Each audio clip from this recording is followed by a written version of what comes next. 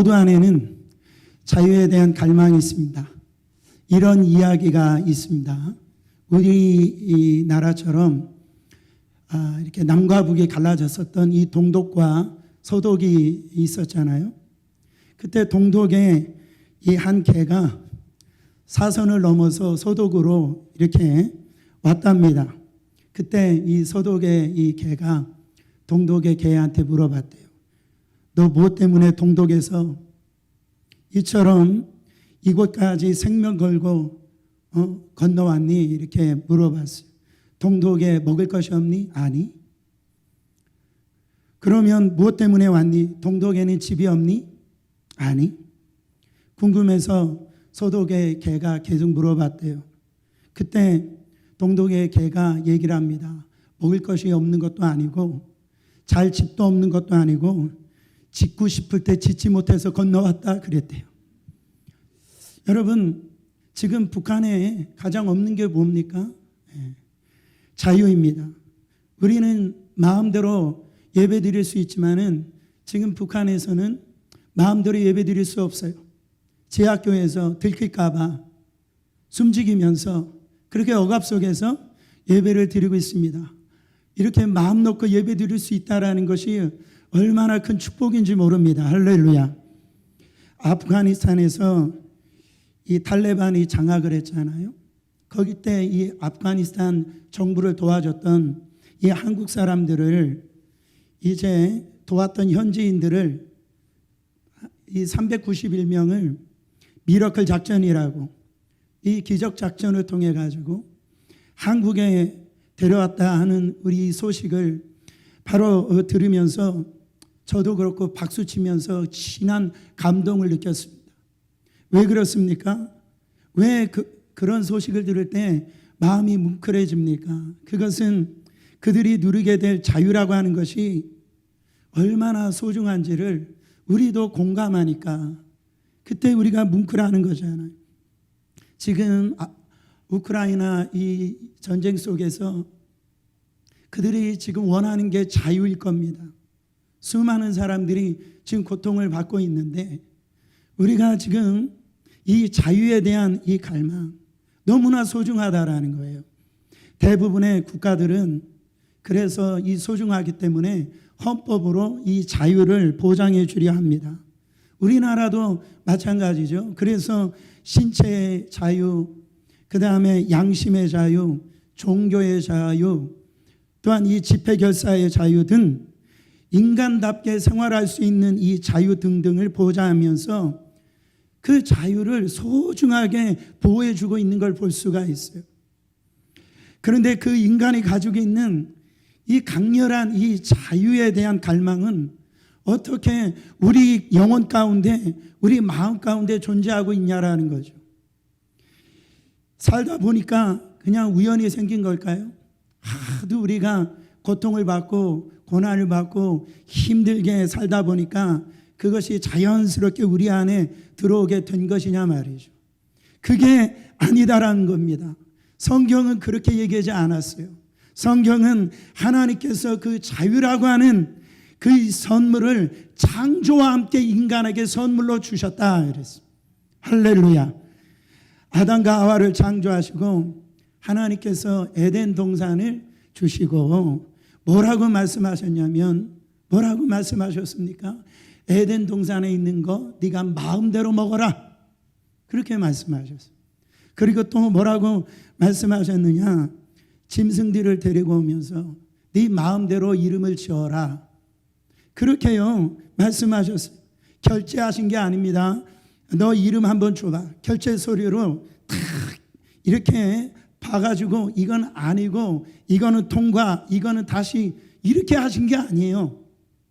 거기에서 인간이 자기가 먹을 수 있는 것들을 마음대로 먹을 수 있게 하셨고 또한 이 이름을 짓고 싶은 대로 짓도록 하나님께서 허락을 해 주셨다라는 거예요. 어떤 사람들은 에덴 동산에서 하나님께서 선악을 알게 하는 이 선악과 나무 열매를 먹지 말라라고 하는 것을 보면서 이 에덴 동산에서 인간이 누렸던 자유는 절대적인 자유가 아니었다라고 그렇게 얘기합니다. 아닙니다. 그거는 오해하고 있는 거죠.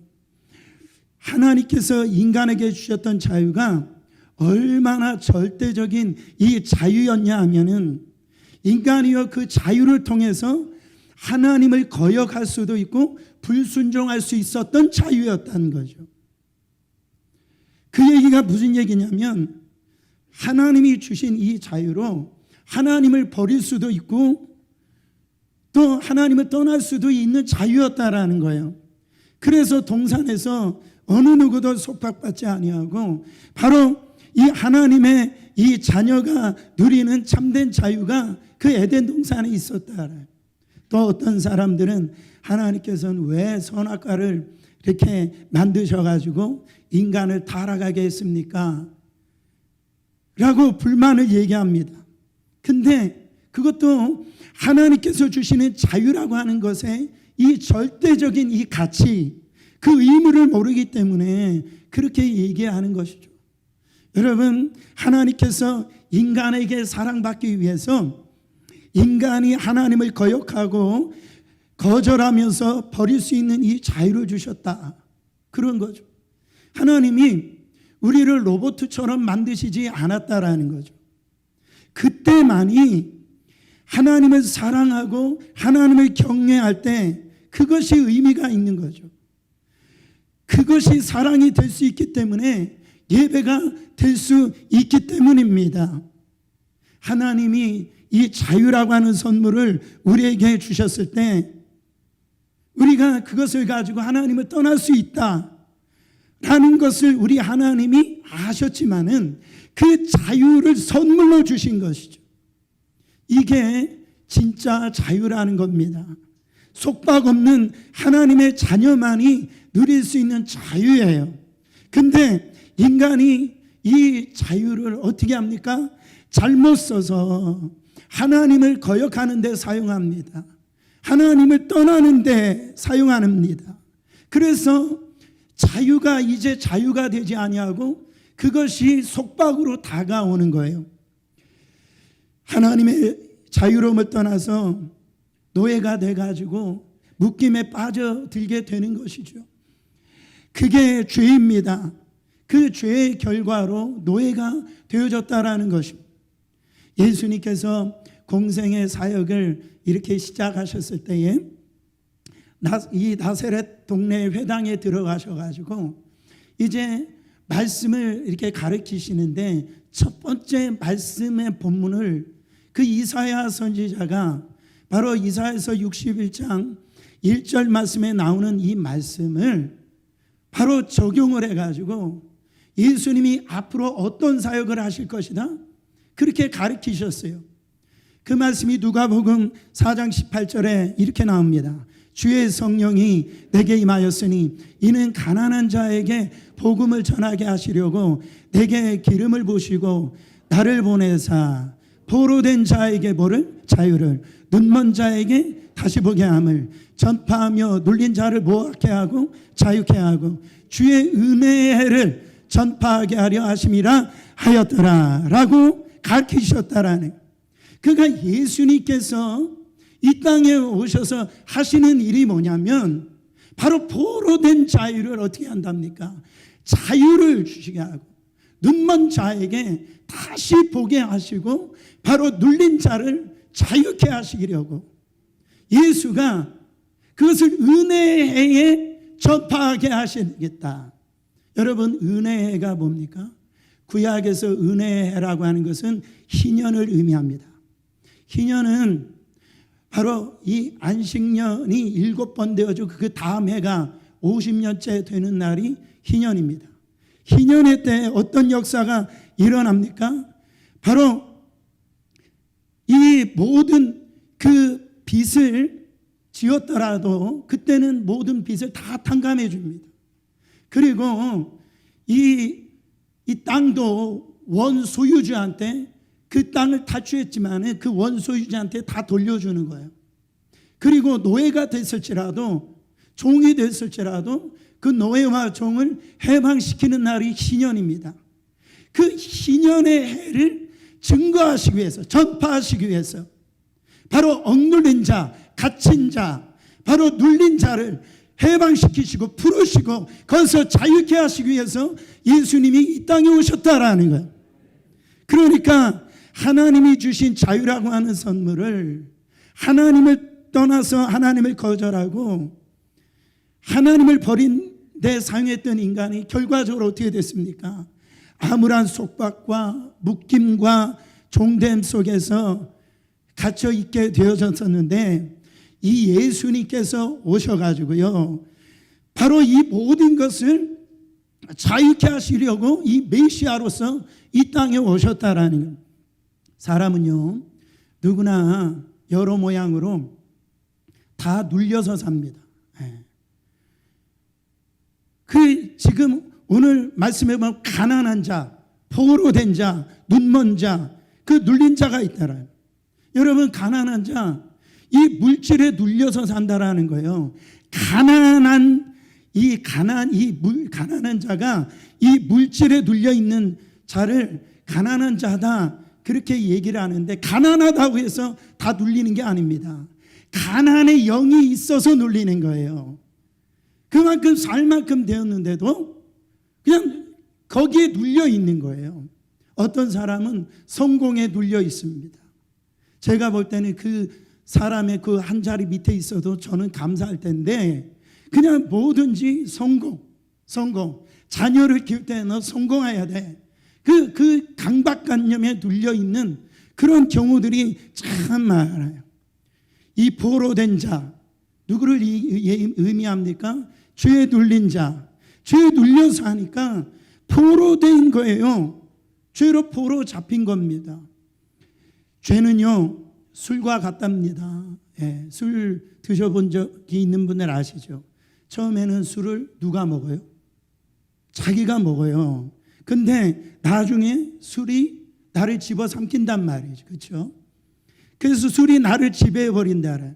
내 기억력을 끊어버리고 나 다음을 잃어버리게 만드는 거예요. 그래서 내가 난데 내가 아닌 나의 모습으로 만들어버린다라니, 그게 바로 눌리는 거예요. 이게 바로 눌려버린, 이게 죄라고 하는 것인데, 내가 처음 죄를 짓습니다. 죄를 짓는 건 처음에 내가 죄를 짓는데, 나중에 일단 죄를 짓기 시작하면 그 죄가 나를 끌고 다녀요. 이리저리 그 죄가요, 나답지 않게 그렇게 끌려가게 한다라는 거죠. 눈먼 자, 눈을 뜰 수가 없죠. 영적으로 눈이 이렇게 멀어 있으니까 분별이 없는 거예요. 분별이. 이게 저주에 눌리고 사단에게 그렇게 끌려다니는 그런 존재가 되어졌다라. 제가 이 교회에서 저희 집으로 가려고 하면 항상 이 언덕길을 올라가는데, 가끔 이 할머니 한 분을 만나는데요, 이 할머니는 이 개를 끌고요, 산책시키러 나오세요. 근데 제가 가만히 보면은 할머니가 개를 산책시키는 게 아니라 개가 할머니를 이끌고 다녀요. 이게 중형 대형 개인데요, 그냥 개가, 사람이 개를 끌고 가야 되는데 개가 사람을, 제가 할머니가 그렇게 위험하게 보여요. 그냥 질질 끌고 가는 거예요. 저는 그 모습을 보면서 바로 우리의 지금 이 존재의 모습이 그렇게 되어지지 않느냐. 죄를 다스리고 죄를 정복하고 승리하면서 자유하게 살아야 되는데, 그냥 죄에 질질 끌려 다니면서 그렇게 살고 있는 모습이 정말로 우리의 지금 모습이 아니냐라는 거죠. 우리는요, 능히 행복할 수 있습니다. 우리는 능히 승리할 수 있어요. 우리는 능히 자유할 수 있습니다. 근데 그렇게 못 살아요. 왜요? 허상에 매여가지고 누릴 수 있는데 못 누리고 살아요. 강하게 살 수 있는데 강하게 못 살아요. 행복하게 살 수 있음에도 불구하고 그렇게 못 삽니다. 승리하면서 담대하게 살 수 있는데요, 그렇게 살지를 못해요. 여러분, 그게 뭡니까? 눌려 있다라는, 이게 뭔가 잘못되어져 있다라는 겁니다. 그 눌림에서 깨기 이전에는요, 절대 자유할 수가 없다라는, 성경은 이것에 대해서 뭐라고 표현하냐면 우리가 범죄함으로 타락함으로 말미암아 죄의 종이 되어졌다, 그렇게 돼요.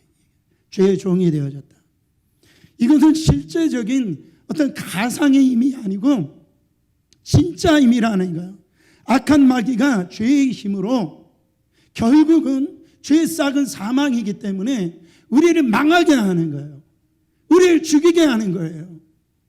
죄의 힘 때문에 우리는 죽게 되었고 죄로 인해서 팔려다니게 되었고 그 죄의 힘이 우리를 누르고 있다라는 거죠.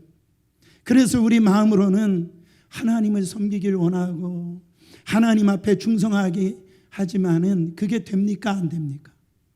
되는 얼굴 하지 마세요. 안 되잖아요.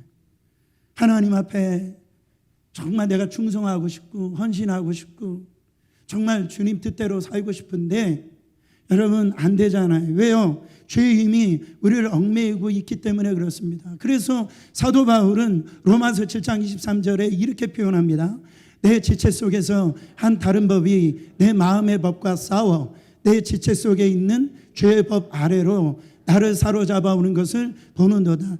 사도 바울이 보는 거예요. 내가 죄에 사로잡히지 않게 살고 싶은데 자기가 지금 보여지는 거예요. 거기에서 나를 그 죄의 법이 사로잡혀서 나를 이끄는 것이 지금 보이는 거예요. 근데 거기에서 자기가 이게 보여지지만 그거를 해결할 수 있는 능력이 있다 없다? 없는 것을 사도 바울이 그를 지금 경험하고 있는 겁니다. 여러분 우리도 내 힘 가지고 할 수 있습니까? 쉽게 얘기해서 담배 끊는 거, 술 끊는 거 내 힘 가지고 할 수 있어요? 할 수 없는 어떤 힘이요 우리를 이끌고 간다라는 거예요. 여러분 헤어나오지 못하게 합니다. 그래서 다 그렇게 이리저리 끌려 나온 다음에 거기서 한숨 쉬고 바로 억울해하지만 헤어나올 수가 없다라는 거죠. 여러분 도박 3대라고 하는 이야기를 아실 겁니다. 할아버지가 도박꾼이 되어서 집안을 망치는데 그 다음에 그 아버지가 또 도박을 해가지고 집안이 완전히 망가지고 그 아들도 이제 도박꾼이 되어진 거예요. 그래가지고 이 아들이 지긋지긋한 거예요. 그래서 이 아들이 결심했습니다. 내가 한 번 더 도박을 하면은 도끼로 내 손가락을 자를 것이다. 근데 도박을 했습니까? 안 했어요. 도박을 한 거예요. 그래가지고 진짜 도끼를 들어가지고 손가락을 잘라버린 겁니다. 그 옆에 있는 사람들이 와 대단하다. 이제 저 정도로 손가락을 잘랐으니까 이제는 도박을 하지 않겠지. 그래서 생각했는데 도박을 했을까요? 안 했을까요? 발가락을 가지고 도박을 했다라는 거죠. 이게 이렇게 되어진다라는 거죠. 여러분 자기 스스로 노력으로 한번 이렇게 끊으려고 해도 끊을 수 없는 그 힘이 있다라는 거예요. 그 힘이 우리를 끌고 간다라는 거죠. 우리가 하나님 앞에 얼마나 이 수많은 이런 결단의 이야기를 합니까? 그렇지 않아요? 하나님은 또 속으시고 그거를 또 받아주시고 그러지만 여러분 정말 이게 안 되는 걸 볼 수가 있어요. 성경은 뭐라고 합니까? 그게 죄의 힘이라는 거예요. 근데 예수님께서 이 땅에 오셨습니다. 예수님께서 소망이 없는 바로 인간들에게 무슨 소망을 주셨느냐? 십자가의 죽으시로만 말미암아 우리의 힘으로는 그거를 끊을 수가 없는데 우리의 노력으로는 거기서 나올 수가 없는데 바로 예수님께서 저 십자가에서 우리의 허물과 우리가 져야 될 그 짐을 담당하심으로 말미암아 율법의 저주를 우리가 받아야 되는데 예수가 그 율법의 저주를 다 받으심으로 말미암아 이제 율법의 저주가 끊어졌다라는 거예요. 거기에서 우리는 자유케 되어졌다라는 거예요. 십자가에서 그 놀라운 일이 일어났다라는 겁니다, 여러분. 근데 어떤 성도는요, 그렇게 얻은 이 자유를 잘 사용해 가지고 이렇게 그 자유의 가치를 더 빛나게 하는 분이 있는가 하면은 그 자유를 아무렇게나 사용해 가지고 이전보다 더 비참하게 그렇게 살아가고 있는 성도들이 있단 말이죠. 오늘 말씀은 우리가 그리스도의 십자가 보혈의 피로 죄로부터 자유케 되었으면 그 자유를 구체적으로 어떻게 사용해야 되는가, 그거를 지금 말씀하고 있어요. 첫 번째, 그 자유를 가지고 다시는 종에 뭐를 매지 말아라, 멍에를 매지 말아야 된다 그랬어요. 5장 1절 말씀, 그리스도께서 우리로 자유케 하려고 자유를 주셨으니, 이 자유를 누가 주셨답니까? 그리스도 예수가 이 자유를 주셨다는, 고린도후서 3장 17절은 주의 영이 계신 곳에 그곳에는 자유함이 있느니라. 여러분, 그래서 예배가 중요한 거예요. 두세 사람 모인 곳에 주님이 함께 계십니다. 그래서 아까 우리가 동영상에도 봤지만은 그 사탄교에 빠졌던 저 가련한 여인이 자기 힘으로 노력으로 못 나오는데 교회 와서 찬양을 부를 때에 하나님의 영이 임재하는 거예요. 거기에서 속박이 끊어지기 시작합니다. 거기에서 묶였던 모든 이 저주가 거기서 풀어지기 시작하는 거예요. 하나님의 임재가 임하는 거예요. 하나님의 자유가 임하는 거예요. 그래서 이 요한복음 8장 36절에 그러므로 아들이 너희를 자유케 하면 너희가 참으로 자유하리라. 할렐루야. 믿으시기를 바랍니다. 구체적으로 참 자유는 어떤 자유입니까? 이것은 율법의 정죄로부터 자유케 되어졌다라는 거죠. 유대인들은 구원을 받는데도, 교회에 예수 믿는데도요, 할례를 받아야 구원을 받을 수 있다, 그렇게 얘기를 합니다.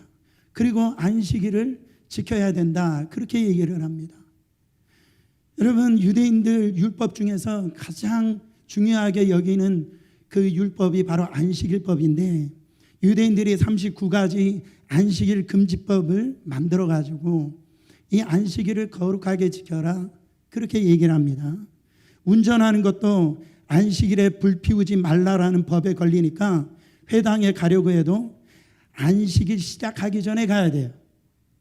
화장실 휴지도 있잖아요. 그 절취선을 끊는 것은 일하는 것이니까 미리 끊어놔야 됩니다. 꽃에 물병에 놓는 것도 일하는 것이니까 꽃을 선물을 받아도 그냥 물이 없는 꽃병에 꽂아놨다가 다음 날에 물을 넣어줘야 돼요. 그러니까 예수님이 이 율법을 완성시킴으로 말미암아 이제는 이 율법의 종에서 우리가 해방되어졌다라는 거죠. 근데 아직도요, 율법주의자적인 신앙생활을 하는 분들이 있어요. 칭의, 바로 하나님의 의롭다 하심으로, 그 믿음은 하나님이 주신 선물인데 그것으로 구원받는 게 아니라 성화가 되어야 구원을 받는다, 이렇게 얘기하는 거죠. 진짜 구원받은 사람이라도 구원받은 자의 행위와 삶의 열매가 없으면 지옥에 간다라고 그렇게 얘기합니다. 성경은 얘기합니다. 해 아래 새 것이 없다라고 그랬어요. 죄를 짓지 않는 자가 없다라고 얘기했습니다. 인간의 어떤 노력으로나 의로, 자기의 선함으로, 자기의 행함으로, 행위로 인하여서 구원을 받을 자가 없다라고 그랬어요. 여러분, 우리가 구원받는 것은 율법을 지킴으로 구원받는 게 아닙니다. 바로 하나님을 믿는 믿음으로 구원을 받는 거예요. 바로 영접하는 자, 곧 그 이름을 믿는 자들에게는 하나님의 자녀가 되는 권세를 주셨으니 할렐루야. 여러분, 에베소서 2장 8절 말씀 보세요. 너희는 그 은혜를 의하여 믿음으로 말미암아 구원을 받았으니 이것은 너희에게서 난 것이 아니요 하나님의 선물이라. 여러분, 우리에게서 날 수가 없다니까요. 우리가 다른 사람 좀 착한들, 좀 내가 다른 사람보다 종교적인 열심을 많이 한들, 뭔가 다른 사람보다 정말 도덕적인들, 그거 가지고 그렇게 바벨탑을 쌓는다라고 그래가지고 하나님 앞에 도달할 수 있습니까? 없습니까? 도달할 수 없다라는 거예요. 오직 하나님의 은혜예요. 하나님의 선물이라고요. 여러분, 그 은혜와 그 선물을 받으셨으니까 얼마나 감사합니까? 할렐루야.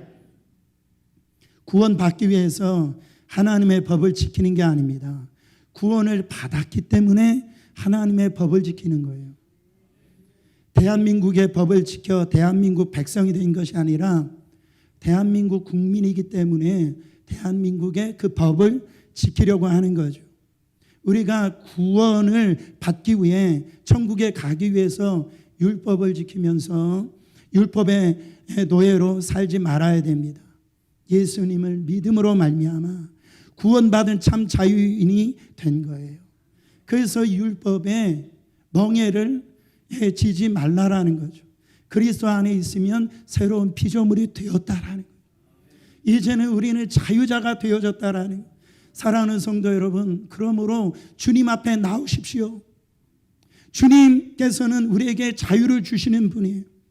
예수 그리스도께서는 죄의 멍에에 눌려 사는 사람들에게 진정한 자유를 주실 수 있는 분이에요. 마치 모세가 그 애굽에서 종살이 430년 했던 그 애굽 민족을 출애굽을 시키는데, 여러분, 그들은 노예였습니다. 종이었습니다. 그들의 자력으로는 애굽에서 그들은 나올 수 없는 존재들이었어요. 그러나 하나님의 은혜로, 하나님의 능력으로, 하나님의 역사로 그들은 애굽에서 나와서 종의 자녀가 아니라 이제는 바로 자유자의 자유가 되어졌다, 이런 말이에요. 하나님의 축복받는 이제 자유자가 되어졌다라는 거죠. 로마서 8장 1절부터 2절 말씀에, 그러므로 이제 그리스도 예수 안에 있는 자에게는 결코 정죄함이 없나니 이는 그리스도 예수 안에 있는 생명의 성령의 법이 죄와 사망의 법에서 너를 해방하였음이라. 죄와 사망의 법에서 너를 자유케 하셨음이라. 할렐루야. 그러니까 이제 율법의 멍에에서 눌려 사시지 말라라는 거예요. 마귀가 어떤 잠소를 한다 할지라도, 누가 나를 향해서 어떤 이런 정죄를 할지라도 거기서 눌려 살지 말라라는, 예수가 우리에게 자유를 주셨습니다. 두 번째로, 자유인은 주어진 자유로 죄 짓는 일을 하지 말아야 돼요. 13절 말씀에, 형제들아 너희가 자유를 위하여 부르심을 입었으나 그러나 그 자유로 육체의 기회를 삼지 말고. 찬 스타트 목사님이 이런 말씀했습니다. 그리스도인의 자유는 죄로의 자유가 아니라 죄로부터의 자유다. Freedom not to sin, but from sin이라. 예수께서 우리를 죄에서 멀어지도록 자유케 하신 것이지, 바로 마음대로 죄를 지으라고 우리를 자유케 하신 것이 아니다라는. 그러니까 우리가 자유케 되어졌으니까 하나님은 우리가 죄를 짓는다 할지라도 있는 그대로 받아주시고 용서해 주시고, 그것을 또 정말로 하나님께서는 그거를 이 사랑으로 이제 하실 분이기 때문에 이제는 내가 마음 놓고 죄를 지어야지. 그것을 위해서 예수님께서 십자가에서 죽으셔서 우리에게 자유를 주신 게 아니다라는 거예요. 요한복음 8장에 간음하다가 잡힌 그 여인에게 뭐라고 말씀합니까? 율법으로는 그 여인을 돌로 쳐 죽이려고, 그게 이제 그 율법의 이 것인데, 그러나 예수 그리스도 안에서 와서 보니까 죄를 짓지 않은 자가 없는 거, 다 돌을 놓고 가게 되어진 겁니다. 그때 예수님께서 내가 너를 정죄하지 않는다. 그러나 뭐라고 얘기하십니까? 다시는 그 죄를 범하지 말아라. 여기까지가 복음입니다. 여기까지 가야 복음이라는 거예요. 죄를 범하는 자마다 죄의 종이라고 그랬어요. 요한복음 5장에서도 보라 네가 나았으나 더 심한 것이 생기지 않도록 다시는 죄를 범하지 말아라. 그렇게 말씀하셨어요. 예수님께서 마태복음 12장에 보면은 귀신을 내어 쫓습니다. 그 귀신을 내어 쫓으니까 이 사람이 자유케 되어진 거예요. 그때 예수님이 뭐라고 말씀하시냐면 다시는 그 죄를 범하지 말라고 그랬어요. 만약에 죄 가운데 다시 돌아가면 귀신이 전보다 더 악한 귀신 7을 데리고 와서 그 사람의 나중 형편이 전보다도 더욱 심하게 된다라고 그랬습니다. 그러니까 하나님 앞에 내가 이렇게 죄를 져도 이제 나는 구원받았으니까 안심하라, 이런 얘기가 아니죠. 오히려 내 속에 더 강한 그 죄로 말미암아 내가 사로잡혀 있는 자기 자신을 애통하라는 거예요. 사랑하는 여러분, 우리가 예수 그리스도의 피로 자유함을 받은 이 자유를 결코 함부로 사용할 수가 없습니다. 이 자유를 주시기 위해서 하나밖에 없는 예수 그리스도 독자를 정말 우리 가운데 이 처참한 이 죄악의 세상에 내려놓으셔서 몸을 갈기갈기 찢기시고 정말로 온몸에 모든 피를 갖다 쏟으시면서 여러분 그 저주를 다 받으시고 죄 없으신 그분이 정말 어린 양이 되어주셔서 우리를 위하여 살리시기 위해서 자유하게 하시기 위해서 여러분 예수가 죽었는데 죄 짓는 것에 이 자유를 사용하지 말라라는 겁니다. 자유란 뭘까요? 어떤 법에도 매이지 않고 내 마음대로 사는 것이 자유일까요? 결코 그렇지 않습니다. 아무리 내 마음대로 하는 것이 자유라고 해도 반드시 그 자신에게는 어떤 통제가 임해야 됩니다. 먹는 게 자유가 있다고 해서 밥 대신에 모래를 다 먹으면 안 되잖아요. 그렇지 않아요? 행동에 자유가 있다고 해서 저 달리는 기차 위에 뛰어들면 됩니까? 안 됩니까? 안 되는 거예요. 내 마음대로 산다라고 해가지고 한밤중에 막 고래고래 소리 지르면 됩니까? 안 됩니까? 그러면 사람들이 뭐라고 그래요? 미친놈이라고 그래요. 옷을 입는 것이 자유라고 그래가지고 직장 출근하는데 팬티바람으로 출근하면 됩니까? 사람들이 뭐라고 한다고요? 그런 얘기를 해요. 여러분 자유라는 건 뭡니까? 마음 내키는 대로 행동하는 것이 자유가 아니에요. 그러면 성경에서 말하는 그 자유가 뭡니까? 그리스도께서 우리에게 자유를 주셨다라고 그랬어요. 도대체 무슨 자유를 주셨다라는 거예요? 여러분 지금 자유롭다라고 생각하세요? 나는 참 자유롭다 그렇게 생각합니까? 처음 전도할 때 그렇게 예수를 믿고자 하는 분들이 참 걱정이 많아요. 그렇죠? 예수를 믿었더니 교회 와봤더니 하지 말라는 게 왜 이렇게 많아요? 술 먹지 말아라, 담배 피지 말아라, 노름하지 말아라. 십계명에 보면 다 그냥 하지 말라라, 우상숭배하지 말아라, 여호와 이름을 망령케 여기지 말아라, 막 그렇게 살인하지 말아라, 간음하지 말아라, 도적질하지 말아라. 다 들리는 게요. 그냥 하지 말아라. 와 큰일 났네. 그 부담이 된다라는 거죠. 그러면은 사람 이 속에 그러면 그 십계명에 하지 말라라는 것을 다 하고 싶을 생각이냐 말이죠. 그렇죠. 슬쩍 바람도 피우고 싶고 노름도 하고 싶고 술도 마시고 싶고 돼지 머리에 절도 하고 싶고 그게 자유입니까? 성경에서 하지 말라는 것들은 가만히 보면 한결같이 사람들이 다 좋아하는 거예요. 그래서 이런 것들을 하지 못하면은 그냥 무슨 재미로 살까? 그런 생각이 듭니다. 여러분 재미가 있어요. 예수 안에서 얼마나 행복하게 사는지 모릅니다. 자다고 해서 남의 물건을 도적질하고 자유라고 해서 동성연애를 하다가 에이즈에 걸리는 것이 그게 자유입니까? 종교가 자유라고 이단에 빠지는 거 그게 자유가 아니다라는 거예요. 개인의 선택은 자유라고 그래가지고 중독에 이런 어떤 빠지는 것이 자유가 아니다라는 거죠. 자유는 기회입니다. 한번 따라해 보세요. 자유는 기회이다. 이런 것은 육체의 죄를 질 수 있는 기회를 줄 수도 있고 하나님 앞에 정말로 영광을 올릴 수 있는 기회도 될 수가 있다라는 거죠.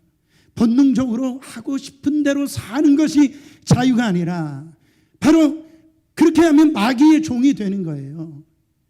예수 그리스도 안에서 자유를 주신다라고 했으니 내가 자유인이 됐으니 하고 싶은 대로 하고 먹고 싶은 대로 아무 것이나 먹고 마시고 싶은 대로 아무 것이나 마시고 놀고 싶은 대로 해라. 이것은 참 자유가 아니라 사탄이 주는 자유에 대한 잘못된 신념이라는. 그래서 사단은 그냥 너만 하는 게 아니야. 그렇게 살아. 괜찮아. 한 번쯤 해도 돼. 자꾸 우리에게요 잘못된 그 신념을 주는 거예요.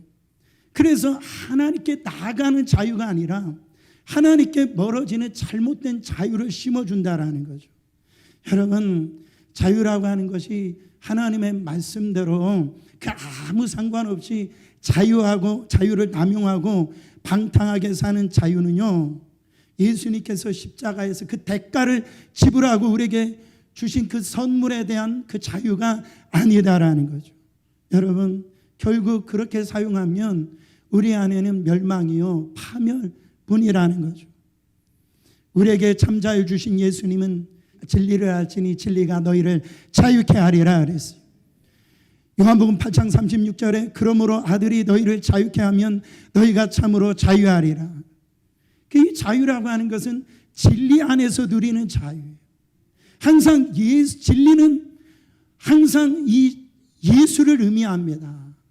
예수 없는 자유는요, 그것은 자유를 잘못되게 사용하는 거죠. 예수 안에서 누리는 자유가 바로 진정한 우리 안에 자유를 준다라는 거예요. 기차가요, 레일에 있어야 참 자유를 누리는 거예요. 비행기는 하늘에 있을 때 자유를 누리는 겁니다. 배는요, 배 위에서 있을 때 자유가 있는 거예요. 물고기는 물속에 있을 때 자유가 있어요. 이 피가 자기가 원한다라고 몸 밖에 튀어나오면 그 사람 죽는 겁니다. 그렇잖아요.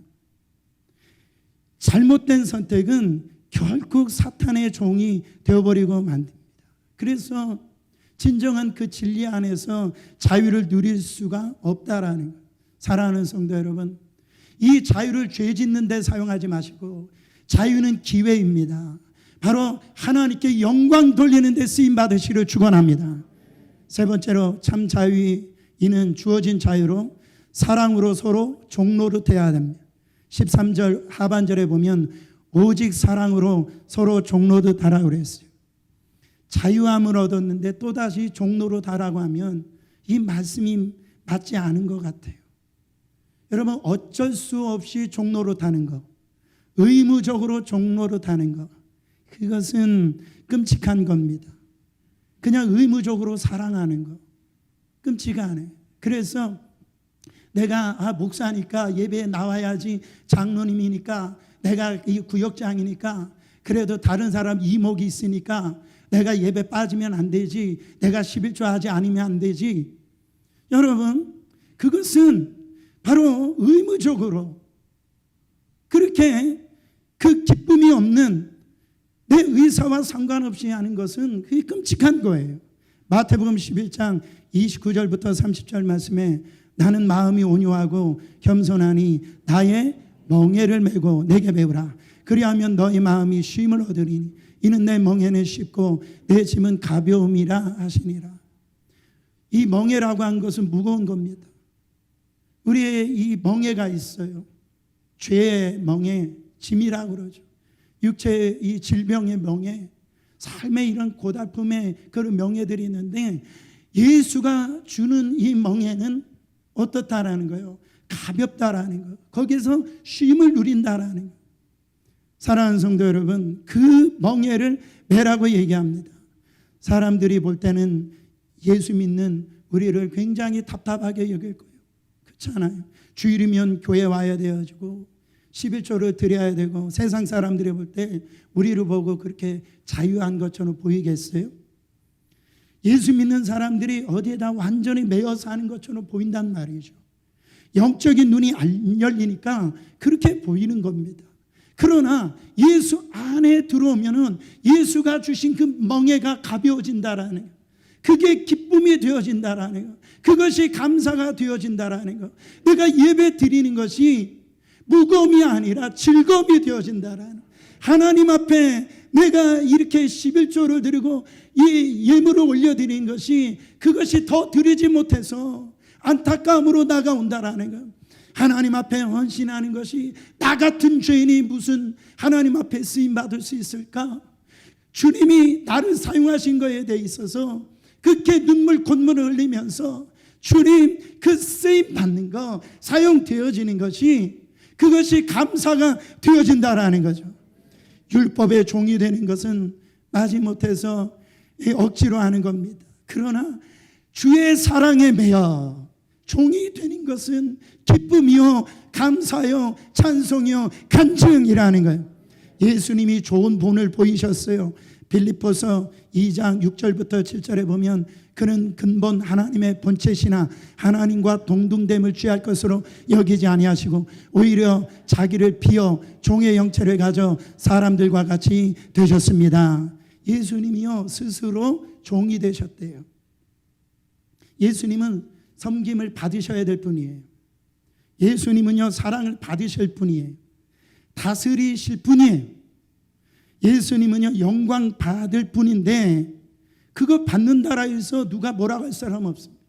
그러나 예수님은 스스로 종의 형체를 가져 추하고 더러운 이 죄밖에 모르는 우리를 구원하시기 위해서 지극히 낮고 낮아지셔서 우리를 섬기시려고 사랑의 종이 되어 주셨다라는 거예요.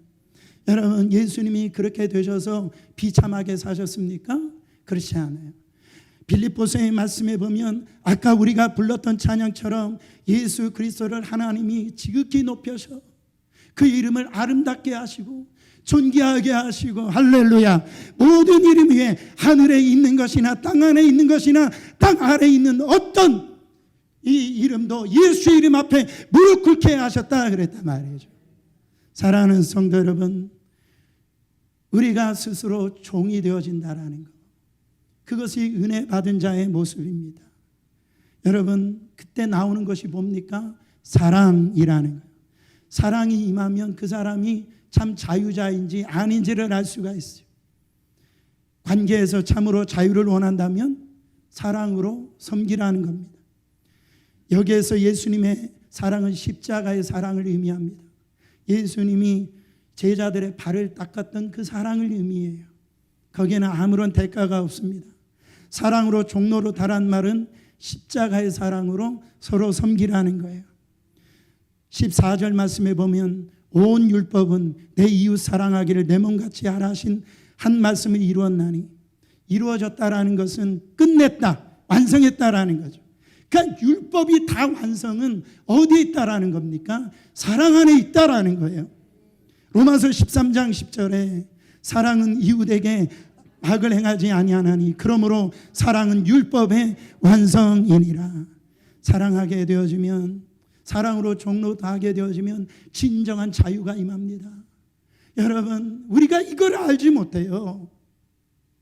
저 사람을 용서하면 내 안에 자유가 임하는데, 저 사람을 이해하고 받아들이면 내가 행복해질 수 있는데, 그 저주에서 내가 거기서 이제 자유자가 될 수 있는데요, 그것을 우리가 누리지 못하니 얼마나 답답한 일이냐 말이죠.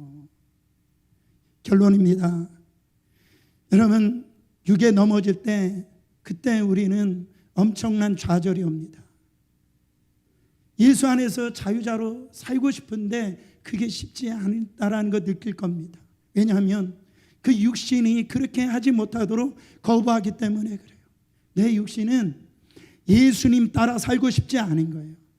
우리가 예수님 따라 살려고 할 때 넘어지면 사탄은 우리에게 이렇게 속삭입니다. 너는 내 종이야. 너 예수님 따라 살 수 없어. 너는 내가 하라는 대로 그렇게 살 수밖에 없어. 그때 여러분 분명히 아셔야 됩니다. 여러분이 이미 십자가에서 자유자가 되었다라는 거, 그걸 아셔야 돼요. 자꾸 넘어지고 실패할 때마다 여러분요 선포하세요. 나는 안 되나 봐. 그런 믿음 갖고 살지 마세요. 정말 십자가를 붙잡아야 됩니다. 나는 죄의 종이 아니야. 할렐루야. 나는 예수님과 함께 이미 십자가에서 나는 죽었어. 나는 사단의 종이 아니야. 나는 하나님의 자녀이고 나는 예수 안에서 자유자가 되어져서 선포할 때 우리에게 묶였던 모든 자유가 임할 줄 믿습니다.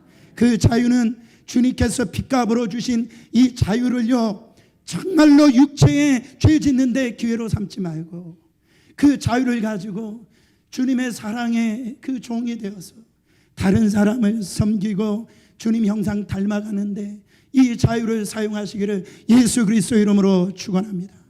누구든 격려하고 인정해 주세요. 여러분 한번 따라해 보세요. 당신을 믿습니다. 당신을 사랑합니다. 그 한마디의 말이 그 사람을 자유케 합니다. 이 시간에 우리 함께 찬양하고 우리 속에 이미 자유를 주신 우리 하나님 앞에 여러분 담대히 선포하세요.